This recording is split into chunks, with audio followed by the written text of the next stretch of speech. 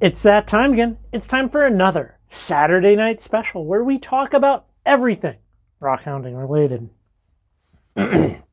Well, I made some good progress on the Vibe Lap, the FL20 Lure Tone Vibe Lap. It is now fully painted. I went an entirely different route. There's a couple of people left comments about keeping it clean looking. And that really, I like to have my shop max level cleanliness. So that was something I didn't necessarily take into consideration. So I went with silver on it. And I think it looks pretty good. We're coming along nicely. I have to do some modifications to the motor, which is something that we talked about last week on the last Saturday night special. And I got to make some adjustments. I did manage to find a new bearing for it, which that is amazing. You know, sometimes it can be quite the challenge when restoring old lapidary equipment to get all of the little bits and pieces. You know, it's not a fast process. It can take months, or I know some people that have been restoring lapidary equipment for maybe a little too long. So yeah, it's a big deal. So very happy I got all my stuff here. I just got to get some time out here in my ice box of a shop, which is good. And yeah, I'm excited. I mean, once it's fully restored, though, I'm not going to be able to really run it until we get into spring and I can have some warm weather out here. Because right now, it'll freeze up out here in the shop. So that's a big aspect to it. Well, this past week as well, up at Solo Creek, let's talk about the Solo Creek video for a minute. It's an interesting location. Now, I know from talking with people after we went up there and shot that video that people have pulled some very beautiful and large specimens out. And that's great for them. And when they told me some of the amount of work that they've put in to get those specimens, I'm like, I don't know if that's my cup of tea. We show here on this channel our very real experiences. There's no clickbait here. There's no fake rockhounding. There's no going to the same spot 400 times. We don't want to travel around. We want to have a cool assortment of stuff and have some fun in the process. So, I think sometimes that happens, right? You're going to go places and you're not going to find the very best things in the world. You're going to be finding average to not great, unless you put in a small metric ton of work. And, Solo is one of those places where, if you want to dig 6 to 10 feet down and get through all of the overburden and through all of old diggings and get down to the fresh material, I'm sure you will. There's no guarantee up there. You might have a greater amount of success. And I think this coming spring, summer, I'm definitely going to try to get a crew of people together and we'll go up there and we will dig a mighty fresh hole. I think that'll be a lot of fun, to get out and do some of that. The fire that we stumbled upon. A lot of comments about that. What wasn't pictured in the video was the amount of water it actually took. I mean, I was surprised, 20 gallons, probably 20 gallons of water and digging it all out and stuff. And it was burning quite deep underground, which, I'm glad there's a water source right there. I didn't have to go far, but it made me wonder, I honestly don't know what I would have really been able to do since if there wasn't water nearby. I mean, yeah. What do you really do if it's in an underground log? And there's no water around? I don't know. Yeah, that's a thing. That's a thing I've never had to really think about. But yeah, I'm glad we showed up when we did. And, it's always good to get out and experience new localities, even localities. So you've kind of, have years in between visiting. It's all good. Also, I must say, many of you out there that watch the videos here are far more creative than I, because I asked in a community poll what some of the things were that y'all are making for rock-related gifts for people, and you guys are going all out. Rock displays. One person's making a calendar of trip photos that they're going to give to people. Like that's a great idea. Pendants, rings, all the jewelry stuff that we kind of already know of. That's happening. One person, now this is a killer idea, and I wish I had thought of this. Pay dirt for kids. If you have kids that you're going to give a gift to, man, if you took like some of your cool rocks and made pay dirt for them, that sounds like an excellent use of pay dirt versus all the other pay dirts in the world, which are not a good use. But I thought those were excellent. However, I don't think I'm making anything this year out of rock for gifts. I think Sarah has enough rocks in her life. She doesn't need any more.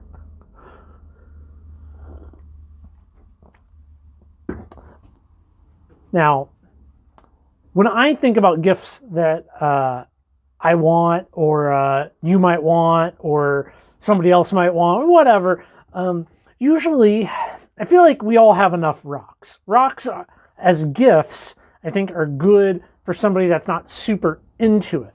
So when it comes to gifts for people that are like into rock hounding, it can be hard to give material away, I think.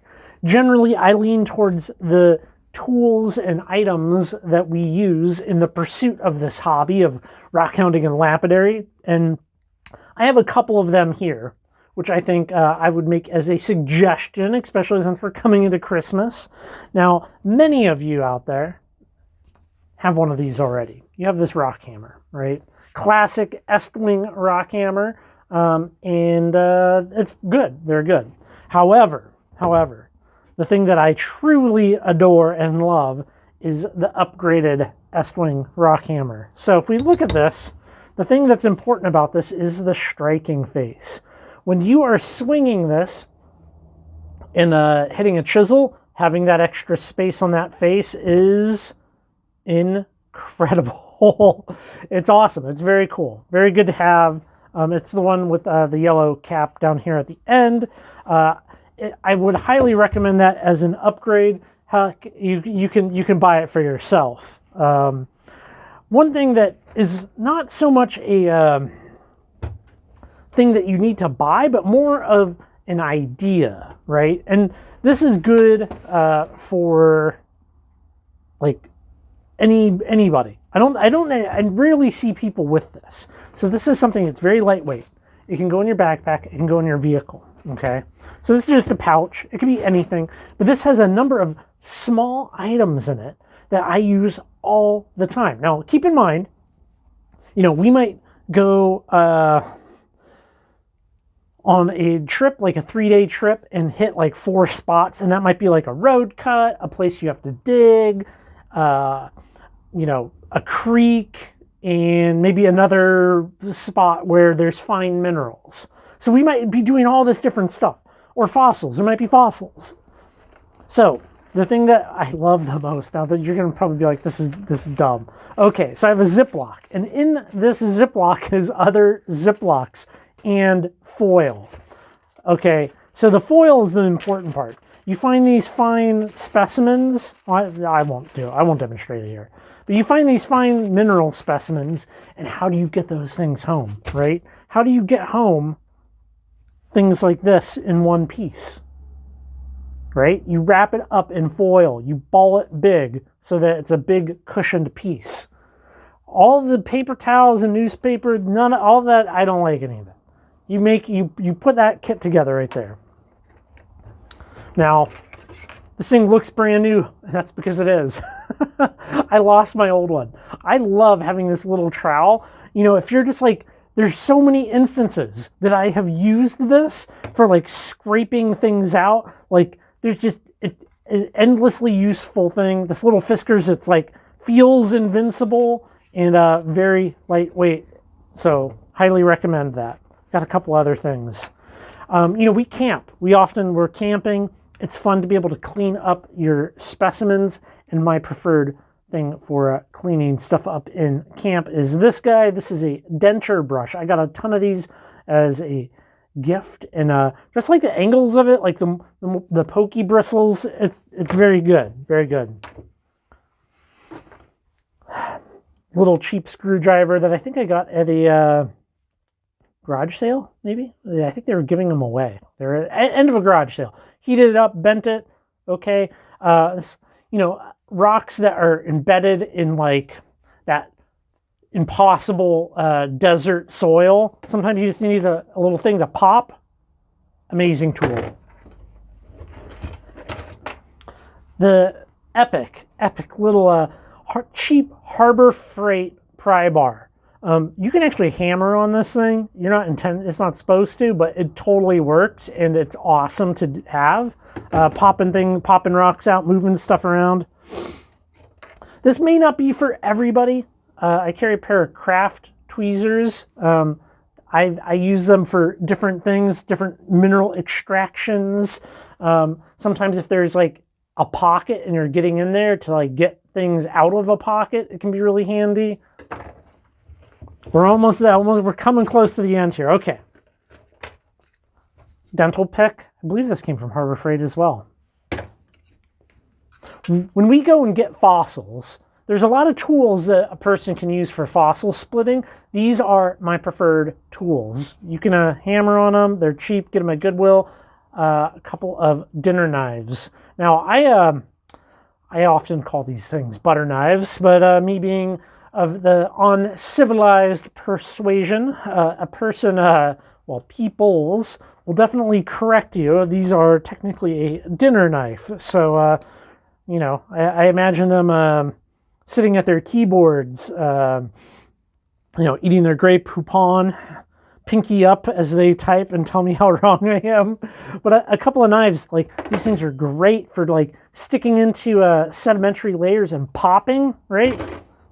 And last, the thing that you must have. I have never met anybody that got this and regretted it. A handy little jeweler's loop. The little 10X loop. You get yourself this stuff, you put this kit together, and if you do kind of the adventure style rock hounding that we do, you will be very, very, very happy with adding that to your toolkit. And what better time to do that than now? I have two things that I want to show you, suggest to you. They're kind of on the more pricey end, but I can make a good argument for them being awesome. All right. Now, it's not a beer. Although this beer koozie makes for the world's best flashlight protector. I want to talk just for a second about how amazing it is to have a UV light in your arsenal. It has absolutely expanded my knowledge of rocks and minerals so much. It makes it so much more fun to be into rocks and minerals when you can have a decent UV light. Now I say decent because on one end of the spectrum you have like the $10 UV lights where everything's very purple when you see them. And then you have a long wave spectrum light that is filtered. Okay, say hello to yourself. That is filtered, and this cuts out a lot more of the visible spectrum of light, but not all of it. So like obviously you can see that on me. UV lights get very, very, very expensive. So that's why I say mid-range. And it can make things that might typically look kind of meh, or you're just like not the best of the best, and make them be very, very cool. And there's also a lot to be learned about minerals, rocks, by seeing how they react under the UV spectrum. So we have a piece of calcite on the left here, on the left, that is from Florida, calcite crystals growing in a clam. And then we have a seam over here, and the phosphorescence of these is very cool and a very good test. You know, you can use phosphorescence in your identification. That would be the excited electrons dropping orbit. And that is definitely a tool that you can be utilizing. This is kind of just a nasty, scraggly looking thunder egg from Rabbit Springs, Idaho, down there, you know, Idaho, Nevada border, right? And it does not look as good without the UV as it does under UV. So that's fun, just for your own soul enjoyment, right? See that bright green glow? That's very cool.